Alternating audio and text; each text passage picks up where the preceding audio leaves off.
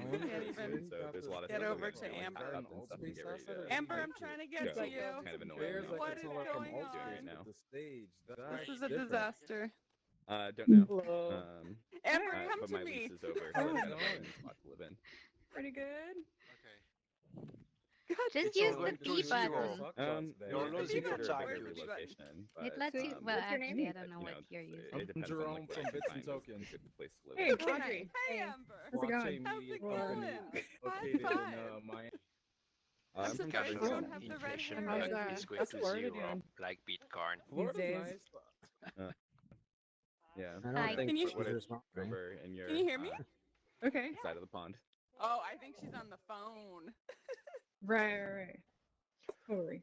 Or she's talking to people setting up. She might Yeah. be a Wait, speaker, we are 'cause she's on Are on the you spot part of the talking to corner. anthology. It's corner. Yeah. It's I on don't the think spot, she is guys. yet. I think she's trying to figure it out. I think So they someone's like walking already her through closed it. down all the beaches and everything? We heard Hey, you Sloan, say hello. yeah. Right. The Yeah, network, I think network so. logging on Hey. Okay.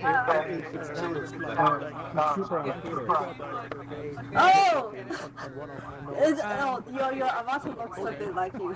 Do you know her in real life? Right. Yeah, my avatar looks like good because I'm using testing so I could customize. Okay. Yeah. Um, I don't have a VR gear, so this is like a No, it was Windows like, PC. I'm not sure I'm not doing it correctly.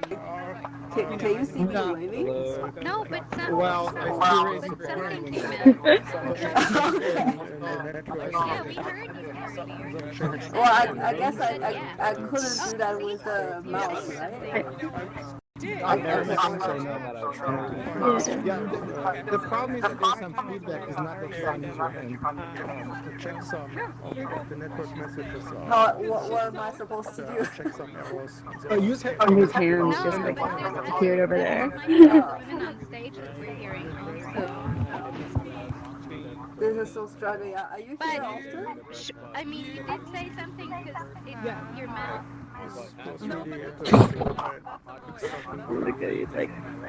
No, but she's not. Her mouth isn't moving. Oh, it wasn't? Interesting. Your mouth isn't moving now, but it was. It did for a minute. Yeah, no, that's true. So would have Thank you so much for the Berlin Bitcoin meetup. Yeah, It was I'm really, really good. It was very Oh, long, but I really sweet. enjoyed it. I Thanks very normally, much. I was saying Yeah. normally have my Bitcoin gas mask Yeah. on. It's an awesome In one, like yeah. VR chat, but I can't have it in here, so you can't really tell who I am without it. It's so cool to attend all the meetups so easily from home. Yeah, sorry about Yeah. that. Still. My headset crashed. I don't know why. Yeah. My But yeah. headset plus my Yeah, phone. well, I mean, I don't have a choice. No, I Yeah. Like That's true. a few days ago. But so no, I Yeah, don't I'm here. think I'm yeah, behind right today. now. My head my Yeah, crashed. work for I 5 was hours. at the my Sydney headset was meetup. plus And one. that's And for 3 then more weeks. Okay. I was in the London meetup, so it wasn't even possible in real life to do that. Can you No, hear me? that's Am I on mute? summer That's. vacation. There were a lot of things Oh, going on, okay.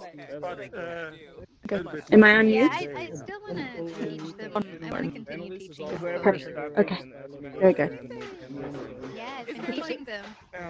simple. I think one or When we- both was Yeah, there's actually were really nice supporting curriculum. seminars, so Where did you It's get on this a meetup then? website was called really Are you gonna- different developers were Harvard. Hey. I think Yeah. EDU. Yeah, where did you get this the meetup? meetup Just there yeah, was, you just search for Scratch ED, Scratch ED, You wanted to and what? Harvard now I have and to curriculum, and that'll yeah. give you like that website. Oh. And it's really good. It's a really good course, and like my 7-year-old, he's like totally into it now. Well, it's He's like supposed to be about yesterday he something just with took some Is it time right? just to play around with the program and Yeah. like make it better. I think the Yeah, okay. voice is kind of weird. So many meetups and then Sorry, what? Smart has a really bad echo. No, this is tough. Hey, my God. Hey, hey everyone. That's it. You're all muted. It's not a bug. It's the best feature here. So that means we're ready to start. And yeah, so this is another Reckless VR meetup. We have those every weekend. I see a lot of familiar faces, so that's awesome. Thank you for coming back. And thank you for everyone who's here for the first time. That's also cool. It's really great to see you all. By the way, if you're new here and if you're watching this maybe through the video stream, then you should know that we do these every week. And there are multiple ways you can join us. There are multiple ways you can get invites to our meetups. So you can search for Reckless VR on Telegram. We have a great community of many people who can help you set things up and learn how to use this. So you can use Reckless VR on Telegram to get information about all of our future events. You can go to recklessvr.com and sign up to our newsletter, and you'll get invites to our meetup straight to your inbox. That's great too. Or you can follow reckless_VR on Twitter.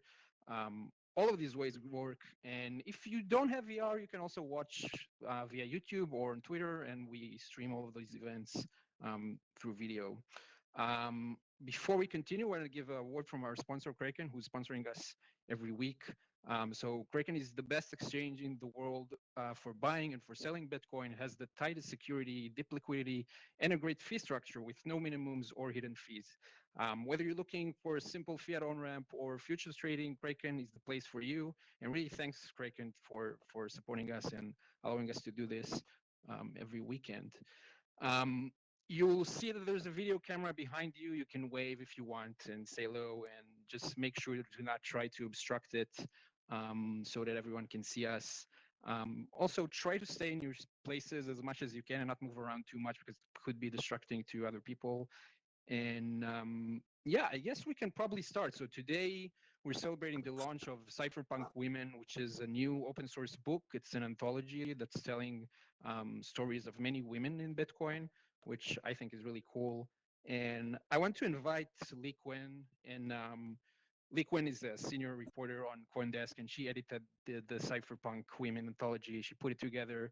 And I also want to invite Huli from Cita Press, who published the book, and they'll tell us a bit about it. So please join us.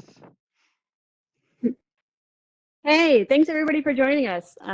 First, I'd like to start us off with letting Huli tell us a little bit about Cita Press and the project she's been working on for a really long time, actually.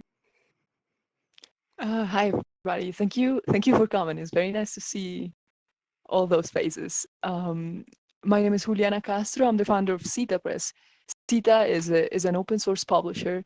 We publish authors, especially women and female feminist authors, and we pair the writing and of sometimes 19th, 18th century authors with designers, with contemporary designers, and open source code, and we make books. So you'll find that you can read, and you will always be able to read this and other books entirely for free. We are entirely a collaborative project and an open source project. So if any of you has any experience doing design, and if you are, especially if you're a woman and you want to publish your book, if you want to design a cover for the work we do, you're very welcome to just send us an email. This is how we ended up publishing this book, which I'm very excited about. This is the first time we publish a group of living authors. So far, we've always published content that is on the public domain. So this is very exciting because it's the first time that we actually can have a panel with people. I will just introduce Leigh to continue presenting the book and kind of talk to you through it. But if you're interested about Cita, and we do, please just check our website, citapress.org, and just send us an email. We're willing to collaborate and publish more books, always open source and always free forever for everyone. We will also be publishing this book in print. More information about that in the future. We're very happy that in this situation where everybody's home, we are able to just have you join, have you read the book online. So thank you, and thank you for coming. Please take it away. Yeah. So like she mentioned, this is probably the first time Cita Press has been able to do a panel with live authors, because I've been in the space probably for 3 years now reporting on it, and it's amazing, and I meet so many incredible people.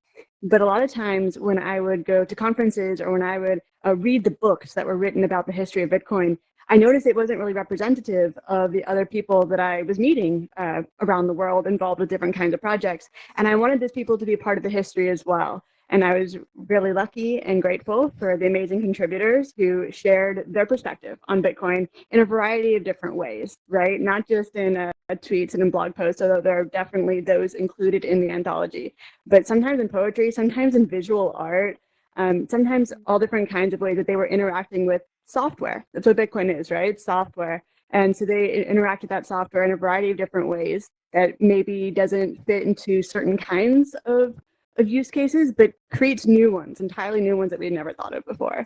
So with that, thank you so much, Udi, for hosting us. And I'm really excited to learn more about the women who have joined us today and how they work with this technology. Thanks, everybody.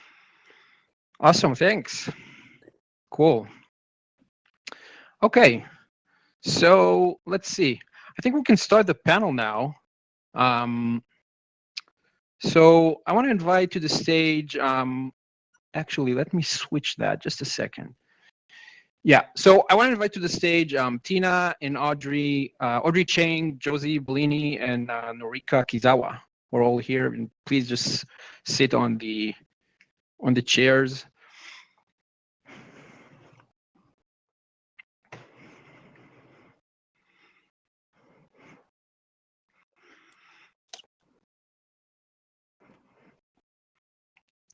The chairs are a bit funny.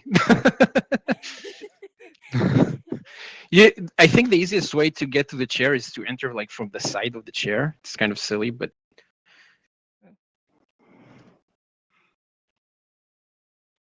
yeah, I think it's good. You're not exactly in the same heights, but it's close enough. It's close enough. Let's see. Let me just check for a moment if we're all ready. Audrey, I think you're not. I think you're not amplified. Oh, really? Let's see. And Tina, you're muted and not amplified. There it goes. Okay, I think we're good. Okay. Okay, great. Awesome. So this is actually a really diverse panel. I mean, we didn't even know each other before this week, so it's really awesome that we got the chance to do this. And I guess just so we all can know each other, let's do like a quick introduction. You can tell us, you know, how you first got started with Bitcoin, how are you using Bitcoin today and what for? Just tell us a bit about you. So Norika, you can start. Okay.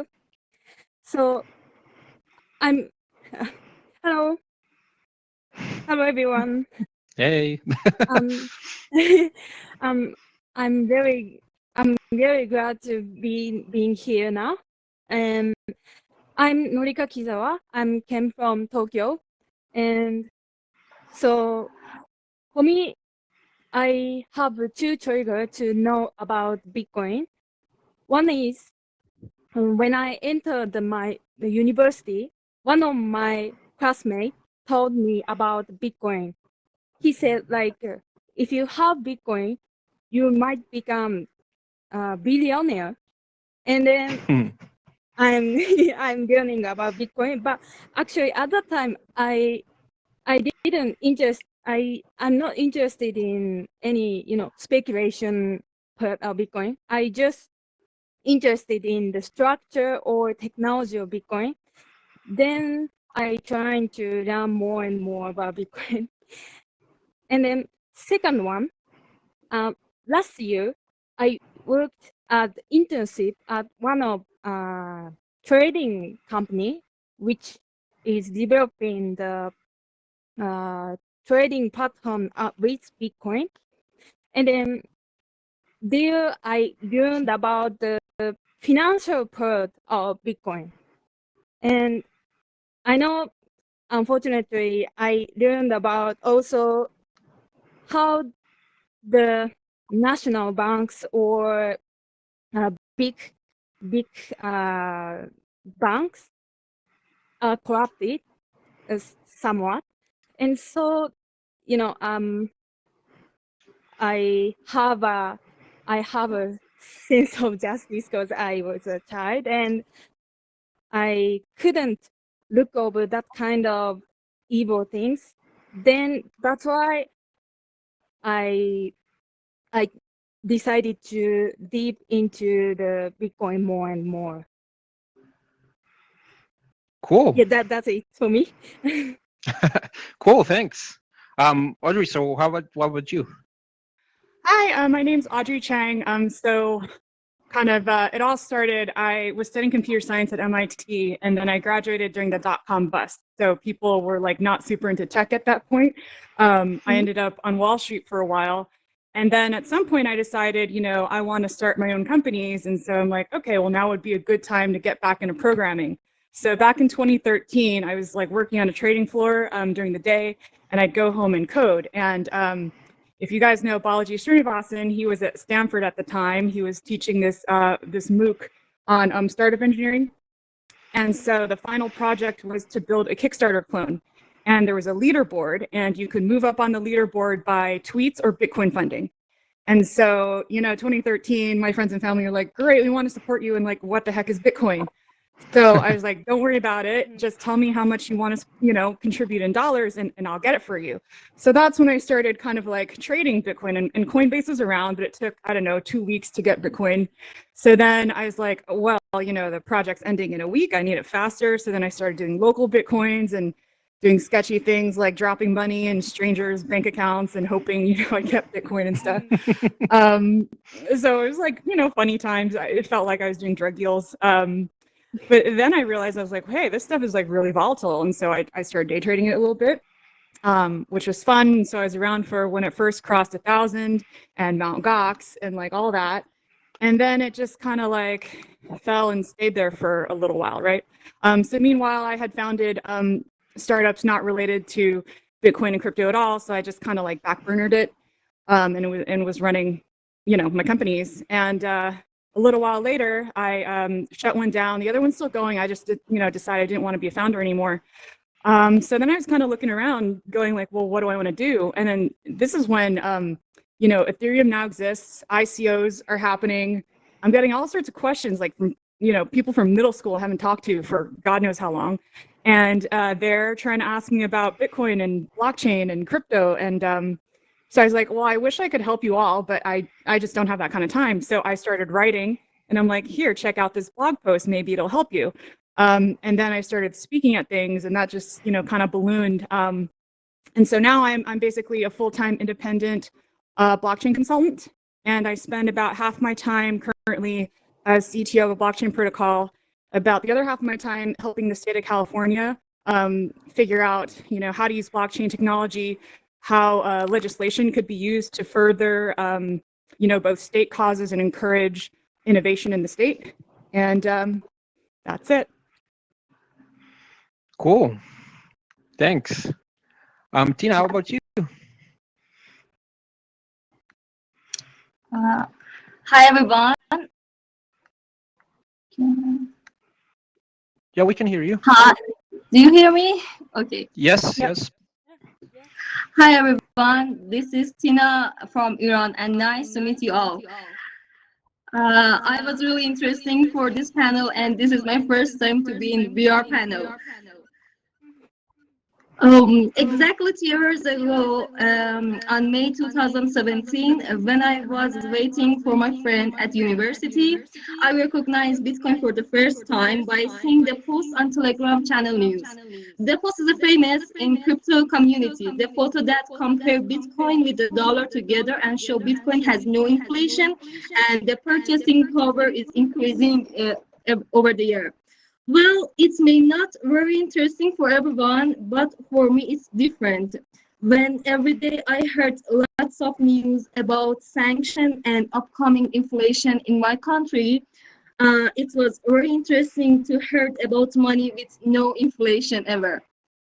And my Bitcoin story started from that day. A week later, my mother decided to invest all her savings into Bitcoin, and she did.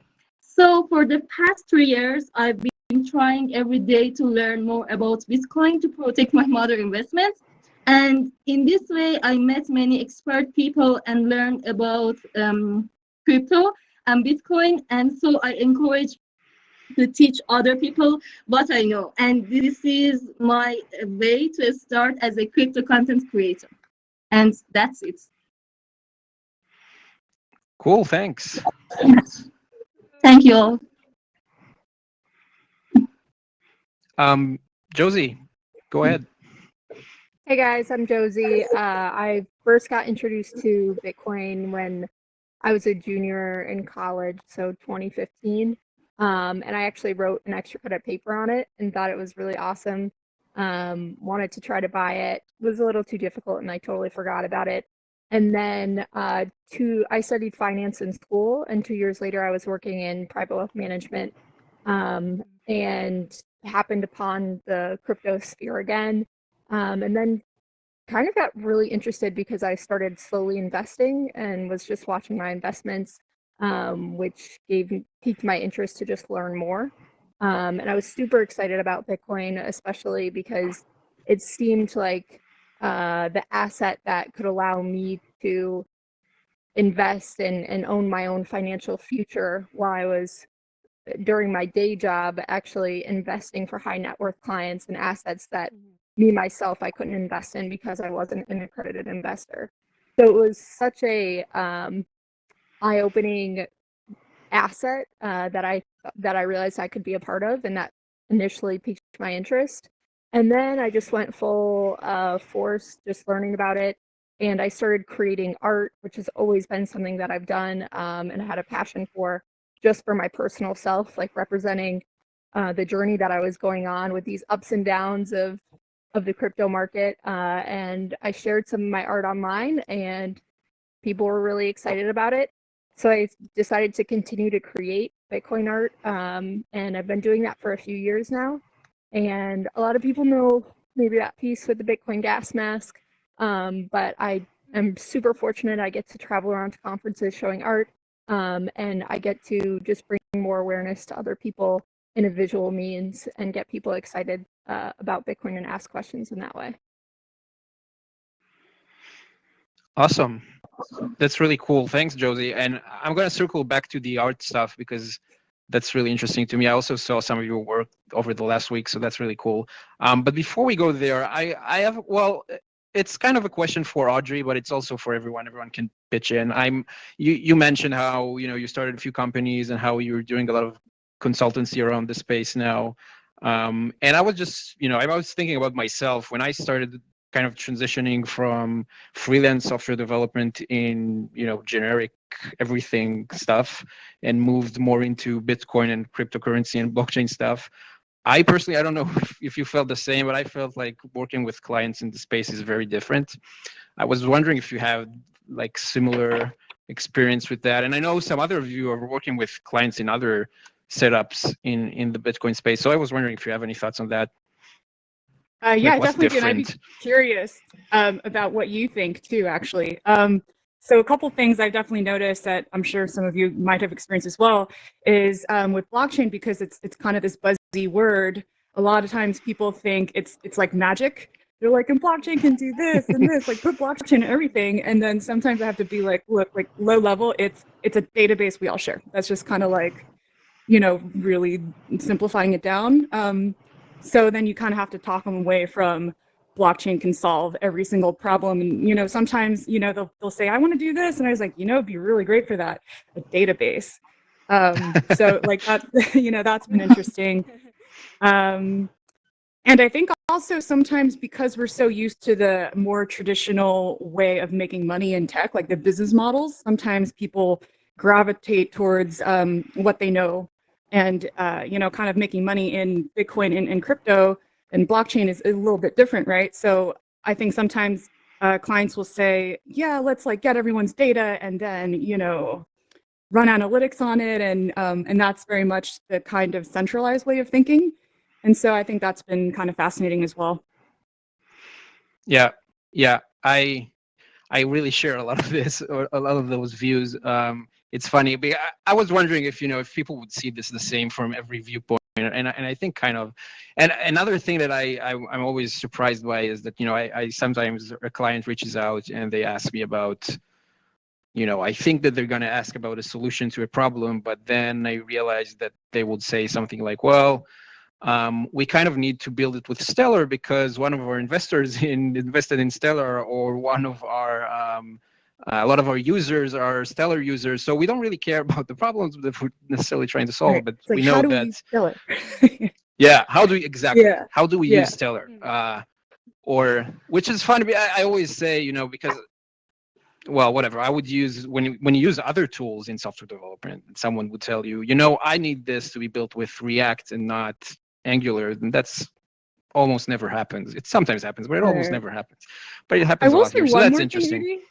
Sure. Yeah. I've noticed sometimes in enterprise, you know, they're kind of using blockchain almost as an excuse to upgrade what they've got, right? So they've got some like legacy enterprise system. It's got a bunch of problems that can be fixed like totally with not blockchain or whatnot. But since people are excited about it and there's interest and money behind using this new technology, they're kind of great. Like, let's digitize stuff, right? So I think that's been kind of interesting too.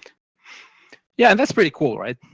I mean, it's an excuse, I guess, but it's good that there's an excuse to do it, and that's great. Cool, awesome. If anyone, by the way, wants to pitch in at any time, just feel free to go ahead. But if not, then I'll jump on to the next thing. So, well, this one is a bit about community building. I know that some of you are really putting a lot of effort into building an audience and building communities across multiple digital and physical channels, like on YouTube and on Telegram and Twitch and Twitter and whatever. And building communities is really important for really all types of business that you might do. And I was wondering if you have anything to share about how maybe this is different with cryptocurrency and with Bitcoin as opposed to maybe other stuff, and just what did you learn while doing it? And just feel free to jump in, or maybe I'll tackle Josie. I can jump in here. I think we're in a really unique space and unique position that when I first came into this space, I was really welcomed, which is not something that I can say about every space that I came into. And I'm based in Chicago. And as soon as I started learning about crypto, I was like, I want to go to meetups in my space, physical meetups. And I started going, and they were in these tiny little bars in the back room with like 10 people, and then they were growing. And no matter how big it grew, no matter who was coming to it, there was always this feeling of friendliness. And a lot of times, like, we're all weird, like, and probably sometimes awkward too, but there's always someone else in the space that, you know, I've at least felt comfortable to reach out to. So in general, with community, if I feel like we have a really amazing community here, but also if anyone feels like they, you know, wish they could connect with someone a bit more, and you have someone in mind, like, please do it, because the space is really open and really excited to do so. And me personally, I've been trying to build the community a bit more and involve people through, I do Twitch streams. I mainly focus on things within the art space and crypto and different platforms that are being built. But within the with Twitch, with different VR platforms, obviously with Twitter, with Discord, there's so many out there, and I think that community is like the strongest thing we have. And there's so many different groups within the community that everyone can fit into. And even if you don't have some technical skill, I'm not technical at all. If you don't have a technical skill, that doesn't mean that you can't give back to Bitcoin. And I always try to remind people of that. You can give back by simply educating yourself and reading articles and telling your friends, telling your mom about it.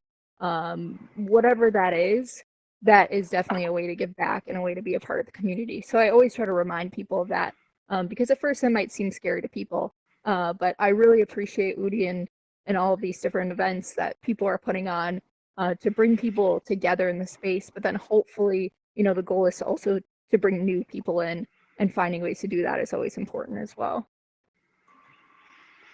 Yeah. And I think actually Tina does a lot to bring new people into Bitcoin. Right, Tina? You have a YouTube channel where you explain like basic stuff, beginner stuff. Yes, I make content in Persian language, and so the crypto community in my country is really small. It looks like a small village where everyone knows each other. It is both good and bad. It's good because we can easily make plans and we can be together for different events. But also, it's difficult for a content creator like me because it's hard to grow up in a small community.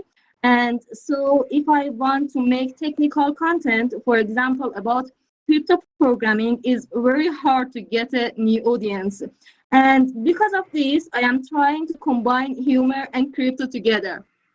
For example, yesterday I was made pizza with my mommy for Bitcoin Pizza Day celebration, and I told Bitcoin Pizza Day a story while cooking pizza and get good feedback from my audience.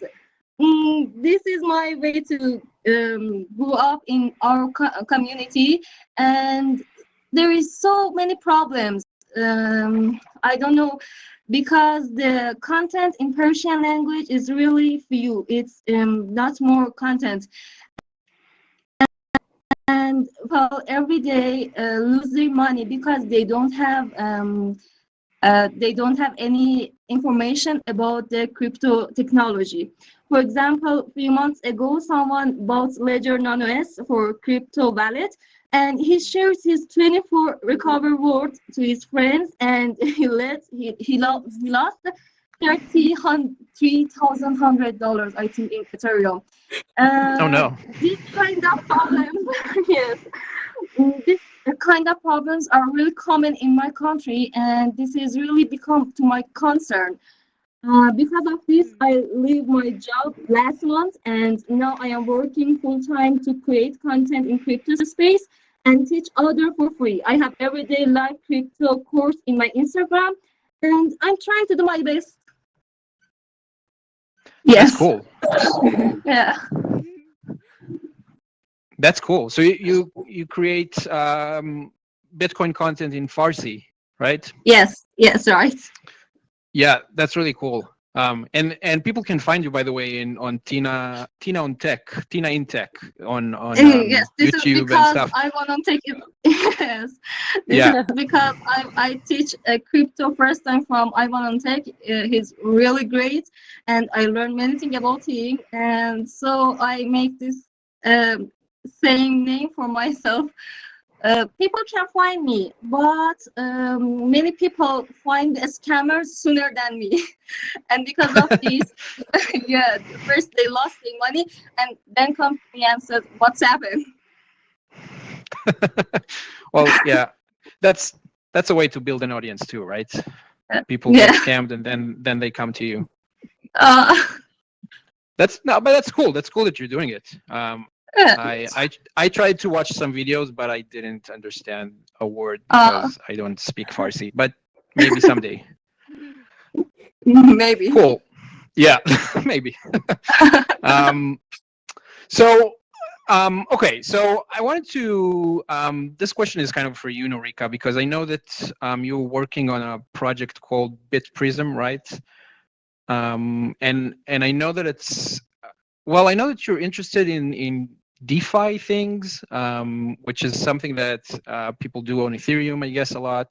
And Yeah. I was always very kind of skeptical about it. And I know that you're really interested in doing this with Bitcoin. And so I'm wondering, what does it mean? What do you see that DeFi on Bitcoin means?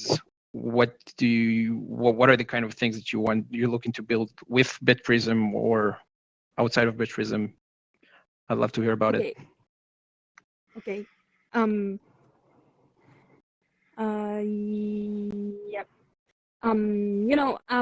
DeFi means the decentralized finance, and then nowadays the most platform to be developed a lot of DeFi application is the Ethereum,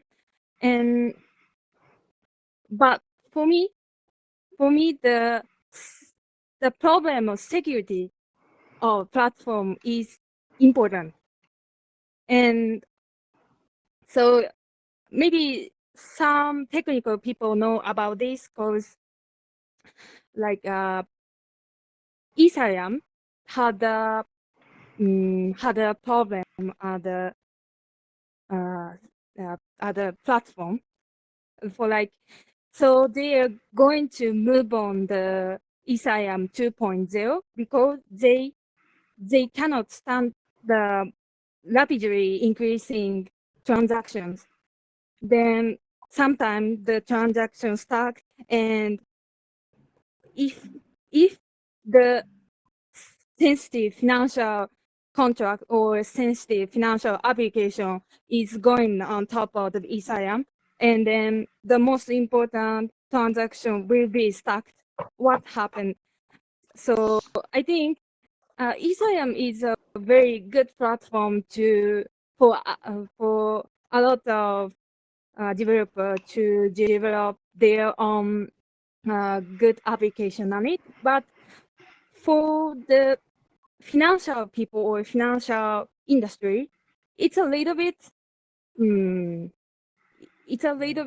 scary sometimes. And yeah, and then so I agree. in the opposite, oh, thank you so much. In the opposite, Bitcoin is ideal depending on don't trust, verify. So if we try to, if for miner, if they try to make a blockchain, they have to verify the unconfirmed transaction. So it takes some time. It takes a little bit time, and it's sometimes not scalable, but it's very concrete and secureable platform. And so for me, in my new project, the Bitreason project, I'm trying to develop on the DeFi application on top of Lightning Network, and for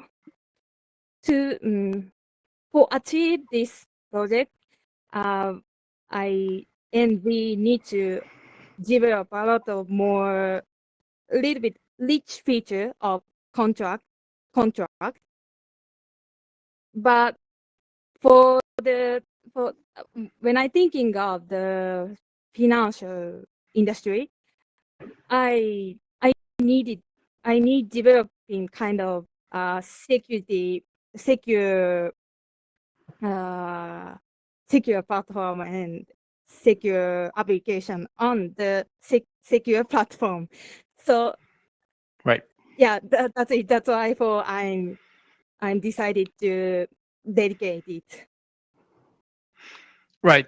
So you're saying that you prefer Bitcoin because you feel like it's more stable, people validate what happens more often, and you're planning to use Lightning because it would scale better than, well, I guess other things. Yes, exactly. And so you're thinking about, I guess, loan products, interest-bearing assets. What are the kind of things that you're looking for in BitPrism?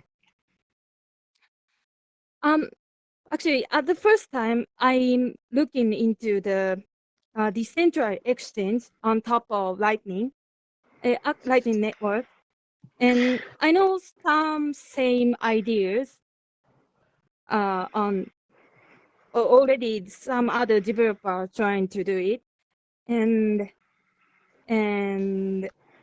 for me, technically, I'm trying to develop the decentralized feature like liquidity solution of Lightning Network, like right. For example, loop-in or loop-out features that is developed with the Lightning level now, and I'm researching now, and how can I add that feature to the normal centralized exchange. Cool. Cool. Yeah. Awesome. And loop in and loop out, for those who don't know, it's a way to move funds into and outside of Lightning channels without necessarily closing or opening new channels. And we actually had a meetup about Lightning Loop in here with Alex Bosworth, who's one of the people at Lightning Labs who are working on the Lightning Loop product. So he was giving a lecture about it here. So if you want to learn more about it, you can look for it and watch that. But that's awesome that you're going to use that as well. And I think the website for BitPrism is bitprism.io, right? Or .org? Yes. .io. Yes. Cool. So yeah, so feel free to check it out. And well, I mean, Norika, you're from yeah, I can do that too. I learned that recently. Oh, yeah, oh, you yeah. can. If now everyone wants to do it. Yeah, I need to be practice. Sorry, go ahead. Yeah. So Norika, you're from Japan, and I'm assuming that in Japan people are, have a financial system that works quite well, right? They don't necessarily need Bitcoin to solve like access to financial services, right? Yeah. So would you say that people use Bitcoin mostly for speculation, I guess, in Japan? Yes, I think so. But so nowadays, some technical people become interested in the use case of how can I say, the income, passive income, the cryptocurrency. The most famous usage of this is mining or staking on the other cryptocurrency. And actually, so as Udi said, most people don't need to use the cryptocurrency as the financial service or financial transaction, but I think more interesting usage is it's going to be famous, and I try to do my best to achieve it. Cool. And Tina, I know you're from Tehran, and I'm wondering if if things are a bit different there, if people are using maybe Bitcoin for, I don't know, remittances, for payments to each other, if people around you are using Bitcoin for other things, or not really? Not really. So there is one thing interesting about Iranian lifestyle. I don't know if it's good or bad, but we are love to saving money. The bank interest rate it's about 20%, and maybe this is the reason. But the fact is that most Iranians saves a lot of money in banks. In recent years, with increasing sanctions and rising inflation, people prefer to convert their bank saving into Bitcoin. Something interesting is that Bitcoin price have risen 5 times against dollar since 2017. If you consider Bitcoin price that year in $2,000, and now average is $10,000. But at the same time, the price of Bitcoin in Iran has increased 23 times. Yeah, 23 times. The reason is inflation and the valuation of the Iranian real. Real is Iranian fiat currency. Because of this, Iranians use Bitcoin to store value. And I expect in other countries that people has fewer problems and they have better life. I think they consider Bitcoin as a money, and they use Bitcoin for daily payments. But here in Iran, no, we didn't use Bitcoin for payment, and we see Bitcoin as gold to save our money valuation and save money. That's cool. So would you say that this is something that only like a very small percentage of people do, or is it something that's is becoming somewhat mainstream, like people consider it at least? There are many people who come to Bitcoin.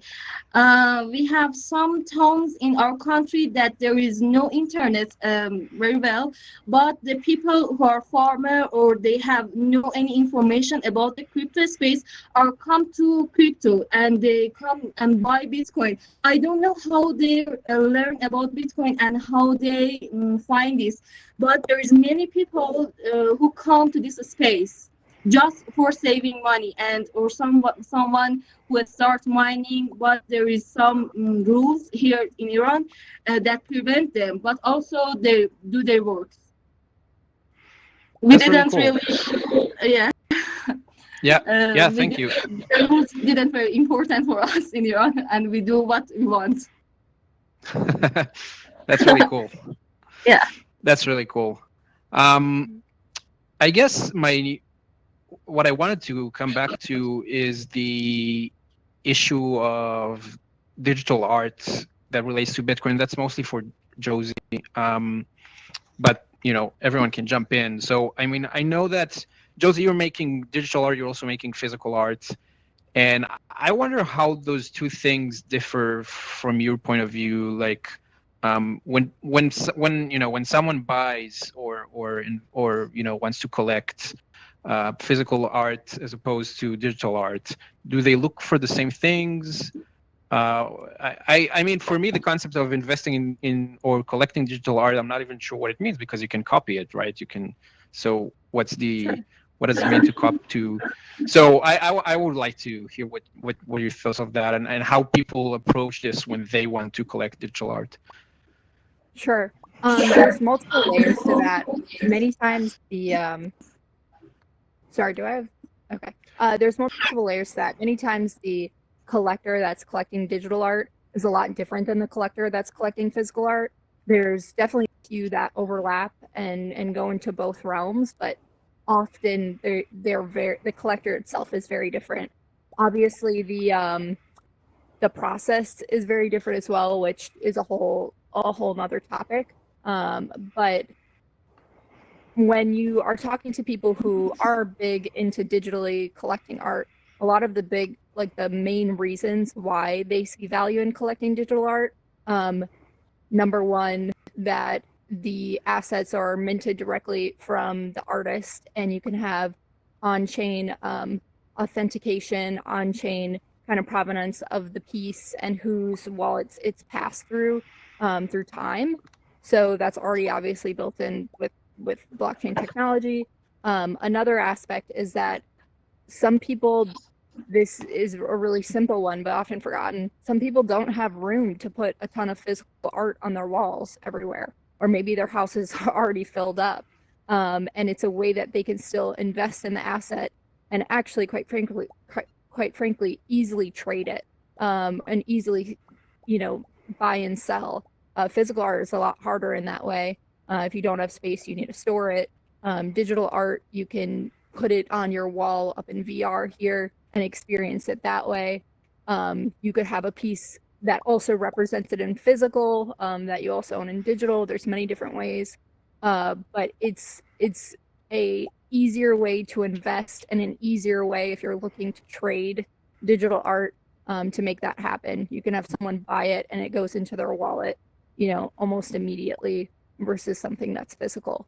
So that's kind of the main, without getting in too much into the weeds, some of the main points of why people like collecting digital art. And recently it's definitely gotten a lot more popular, and there's talks of kind of bringing life back to NFTs on Bitcoin, which are exciting to hear about. And obviously the space on Ethereum is really booming. So making sure that the ecosystem can also grow on Bitcoin in that way and bringing talent over there. Like, obviously, if you guys know in the past, like Counterparty with Rare Pepes and things like that. So that's kind of the general gist of it. I of course, like all of us being in VR here right now, I think that our future is going to move more and more towards digital identities and being in VR, some people working in VR, living in VR, whatever that looks like. and owning digital assets that you can display is a way to express yourself socially. So often you'll see people wearing art or putting art up in their VR place. So I think we're going to see more and more of that. I hope that answered your question. All right. Yeah, I mean, I'm trying to wrap my head around, what it is, because I don't know. I guess because I'm not an art collector, maybe. But like, so here's an example. So when people play like a game like Fortnite, right? So they can buy digital items for their game. There's nothing, there's no concept of being original or not original. They all pay the same price for whatever item it is. And people just, either they have it and they can wear it and run around with that item, with that, I don't know, some clothes or a hat or whatever, or they don't have it, and that's what they get. So I'm kind of trying to wrap my head around what does it mean to be an original digital piece as opposed to not original. Sure. I've had people take a picture of my artwork and attempt to mint it as their own. Yeah. If any, like, I've seen a couple sell for a couple dollars, and people know that it's a knockoff. But it really just doesn't hold any value because it didn't come from my wallet, which can obviously be proven. And imagine when you're talking about, I haven't played Fortnite, so sorry if this isn't a use case for that particular game, but imagine you're talking about Fortnite and people have different skins and avatars. What if Louis Vuitton or Nike came out with some really unique, special wearable that sets their avatar apart from other people? They not only have proof that it is an authentic piece from that company, they also own it, so they can decide to sell it, trade it, whatever they'd like to do, and have kind of that economy within the game space. Right. Yeah. Yeah, that's something that I know you. We have to talk about this also off stage because I need to do for you. Oh yeah. No, I know we're not going to convince each other. I'm just trying to think through it. I mean, the in Fortnite, it's very true what you say about selling the items to someone else. In games like Fortnite, the publisher is like against that. They don't want that to happen, so they put a lot of protection in place to make sure that doesn't happen, because for them it's almost a form of, they don't want anyone to compete with their items that they're selling, basically. So I definitely see that point of being able to have a market where you can sell items to other people. Of course, that depends on the publisher too, but it's cool to have the option. So yeah, that's like this whole field that I know almost nothing about. So thank you for sharing that. And I guess I think we can kind of wrap up the panel part, which was really cool. And before we do that, I think that I'm gonna ask each of you what pizza you had for pizza day, because that's really important. I didn't have a pizza. I'll start. I didn't have any pizza. Okay, no, not to shame myself, but that's the truth. But yeah, like pepperoni, I had something. Pepperoni DiGiorno's frozen pizza that I just popped in the oven. That's good. That sounds good. And well, we know Tina had pizza on video. Yes. The pizza day is really important for me, and Iranian Crypto Community Class, all of us are really, I think, food lovers. Food lovers and Bitcoin lovers together. Yeah. I thought Cool. about the pizza too late. I was gonna get a deep dish, spinach and mushroom, but I'm gonna get it today because my place was closed at 9:30. I was like, nah, it's too late. I'll get it today. That's cool. So I think what I'm gonna do now, I'm gonna open this for questions from the audience. And by the way, Leigh and Huli, if you want to join on stage too to take questions, feel free to come on stage if you want to. And the way it's going to work is you're all going to see a raise hand button on the bottom right corner of your screen, and you can just click that to ask a question. I'll give you permission to ask. You can address anyone that you want, or just throw a question to the air. And let's start with Alex. Alex, go ahead. Yeah, I'm right over here. Thanks for the panel and everything. It was pretty cool. It was some interesting insights. In the classical Bitcoin uncensored fashion and in a very trollish way, I would like to ask each member of the panel to tell us what a blockchain is. Thank you very much. Oh no. I don't think I could do that in my native language. I think it's, I don't know if it's, I still struggle There's with no right that, answer, so. by the way. There's no such thing as a right answer. So. Yeah, I can tell you what a blockchain is if you want. I don't know if that's as interesting, but Leigh, please. No. A blockchain is software, and you spread the information around, and other people verify it, and you can participate in it. That's about what a blockchain means to me, I guess. I just want to That sounds repeat good. Audrey's one. I think she said that is a shared database, and that's am I right? Do I remember correctly? Yeah, you are right. That's exactly what it is. And Yes. I like that one. I think it's very, very simple. No magic, just a database. Well, also Is that there's good like, enough? yeah, no go ahead. magic for sure, but there's blockchain, and then there's distributed ledger technology, and then there's, kind of like differences between those things. And I like, kind of broad level, yes, like shared database, right? But then you can talk about cryptographically securing, and verification, all that. So there's so many levels. It kind of depends on, I guess, who you're talking to. Yeah. Where's Alex? Alex, what is a blockchain? I'm over here. What is a blockchain? What is a blockchain? No, I want to put you on the spot. Oh, okay, sure. It's a chain of blocks. I'll just say that. That's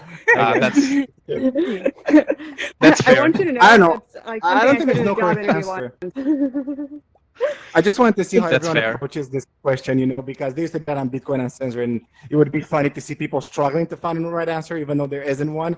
So that was it. I guess. Can I just yeah. say something? So yesterday I spent all day on the state of California meeting, right? And we've been arguing about the definition of blockchain for months, because, there's a lot of ways you could do it. How involved you want to be? Do you want to include things like intent of trust, or do you not, right? And how technical do you want to be? Do you want normal people to be able to understand maybe what it is? So it's it can be a tough thing, and everyone obviously knows what blockchain is in the working group, but it's taken, I think we started thinking about it, almost a year ago. Well, actually, the first time this was mentioned, I think it's in one of the files Satoshi wrote in the Bitcoin he put up. So that's the first time we would encounter the definition. And he tries to be as rigorous and as clear as he can. I don't remember to quote it word by word, but I guess it also serves the purpose we're talking with, right? If you're talking with some regulators, there's no point in trying to be very technical because you're not getting the message across or something like that. So yeah. And that was actually the feedback we got from the people who have been in government for a long time. They're like, this 3-paragraph thing, they're not going to get it. They're like politicians running from one meeting to the next, and they need a one-liner, and we're all like, it's very hard to come up with like a one-liner that's accurate. And, so it's kind of a hard thing. Yeah. Well, thanks for the question anyway. Cool. If there's anyone else who wants to ask a question, you can just click the raise hand button on the bottom right corner of your screen. Let's see. We have Peter Schiff. I'm not sure if it's a real Peter Schiff. I'm pretty sure it's not. So go ahead, Peter. yeah, I'm the real Peter. But so you talk about what's different between fake art and real art, how to copy, but it's all about digital identities. I think when you see something online as a developer, you know about it. So if you can create a token with this same identity, it will be really easy to simply value this token. Otherwise, for sure we can copy it, but I think most people who will buy this kind of digital art will be mostly speculative or trying to encourage people to spread Bitcoin in a good way. So it's just about a market and how do you identify someone specifically? It's already done, I think, over the internet. And talking about just blockchain, I think it's just one of the technology which make Bitcoin works. And as long as you don't understand TCP/IP and you use the internet, should we all understand how deeply Bitcoin works to use it? I don't think so. So that's my little sense. Thank you. Cool. That wasn't a question though, right? But that's cool. No, And that's cool. That's cool. And Awesome. just to briefly say something on what you just said, when earlier Udi was talking about like being able to, he can just copy work. The interesting thing with art and the internet is that most artists, me, myself at least, I want as many people as possible to see it. Yeah, maybe only a few people can own it, but the whole goal is to have them like that pique their interest and they're wondering, why does she have a gas mask with a Bitcoin logo on? What's going on there? So I think the copying, in my opinion, isn't that much of an issue. The people who are serious about wanting to hold an original from the direct creator can do that, but I think the copying isn't as much of an issue, in my opinion. Cool. Awesome. Okay. If we don't have, okay, so I don't think we have any more questions. So the next, we have a surprise performance for the next part, for the last part. Is Chelsea here? I think Chelsea is here. Chelsea, if you're here, you can just here. Yeah. So you can just come on stage. Ooh, moving's kind of hard. I'm fucking new to this. Hold down the A button. How do I move forward? You can teleport. The joystick. You can teleport with the A button on the right controller. It's like the top one on the right. To where I'm pointing? Yeah. Yeah. My right Yes. Can I just rap from here? Okay. Yeah, I guess that works. But you should. But you should. There's a camera in real life, so it would be ideal. But you should turn on your amplify my voice thing first. I'm gonna do that, and then I'm going to turn on a beat in the room here. Let's see. Amplify my voice.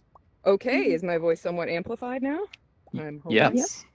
Sweet. Okay, so I am going to be rapping for all of you a song I wrote in 2017, so it's a bit more optimistic about crypto as a concept than some of my other stuff.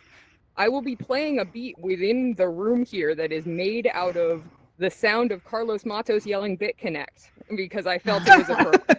So I had to obviously make that. So hopefully you will hear that somewhat clearly. Alex, can you hit it? This is called Crypto Chronic Bull Market Edition. And there is a sequel, Bear Market Edition. Coming? Okay. There is it. Okay. Can you crank that? Okay, sweet. And you can't see my hands because I put them down. Sorry, guys.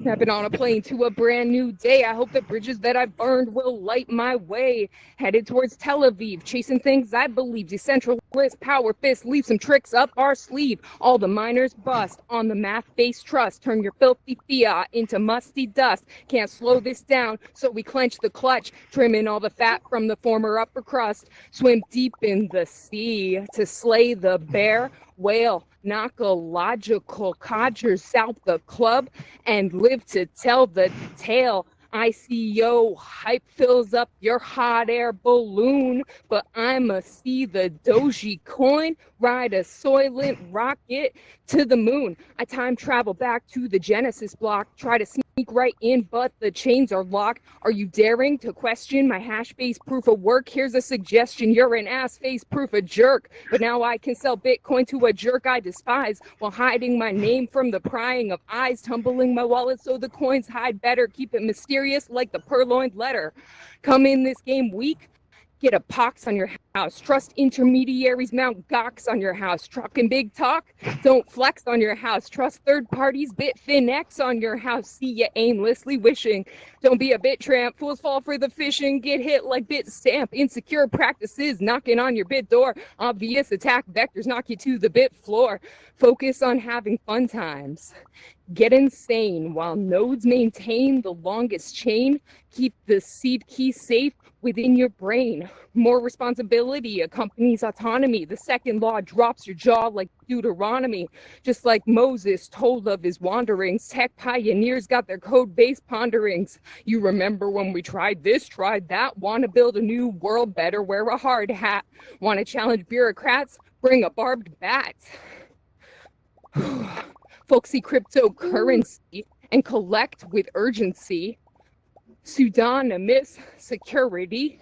It comes along for free when you pay the fee with bits for your beer. Peer-to-peer digital signatures in your ear. Quell your fear when double spends disappear. They call it crypto chronic. All my friends are on it. D-gens fall so in love with those coins, they might write them a sonnet. A crypto chronic, all my friends are on it. Addicts hooked because a tokenized drip of abstraction keeps bees in their bonnet. They call it crypto chronic. All my friends are on it. That's the song. Woo! Cool. Thank you so much. That was awesome. Nice. Thank you, Chelsea. This was awesome. I never tried rapping in VR. I don't know how you did that. That's pretty cool. Because how do you remember the words? I don't know. You can't see. I was looking down at a piece of paper when Ah, muted. okay. Yeah, there will be video footage to prove how dorky it looked. That's cool. That's cool. Okay, so yeah, I think that this is pretty much it. So I want to thank Leigh and Juliana and Tina and Audrey and Ulrika and Josie and Chelsea for participating. This was really awesome. So really thank you for showing up and doing this with us. I also want to thank JC and CQ and Andrew who are helping behind the scenes to make sure that everything works. So thank you for that. And thanks Kraken for supporting these every week. Don't forget, if you like that, you can join us every week. We're on Twitter. We're RecklessVR on Twitter, on Telegram, and on recklessvr.com to get newsletters with invites straight to your mailbox. And yeah, that's it. We'll see you next time. And I'm going to unmute all of you so you can speak. I guess before that, I'll just say that as we do every week, we have like a nice after party after the Altspace part. We move to VR Chat, which is another VR app. And it's kind of like going out for drinks after a meetup. So anyone who wants to join is welcome. I'm going to send a message about that in the Telegram group in about 20 minutes. So, but until then, you can stay here and just have fun. And you're going to have voice now. So thank you for coming. Thank you. Thank you. Thank you for coming. Thank you so much. Thank you. Yay! Hello. Boom. Hello. Okay. Cool. Very cool. Thank you, Udi. Thanks. This was fun. Thanks for everything. Thanks for Hi. showing up and setting up all of the stuff. Thank you. Doing great. Yeah, it was great meeting you. Hi. Hey guys, I'm Thank Thanks, you. Udi. Thanks so much. Yeah, that was really Yes, cool. and Udi was a good MC, huh? Very easy. Hi, Did Josie. everybody hear me? Am I speaking? Yes. Okay, cool. Felt shy. Hey.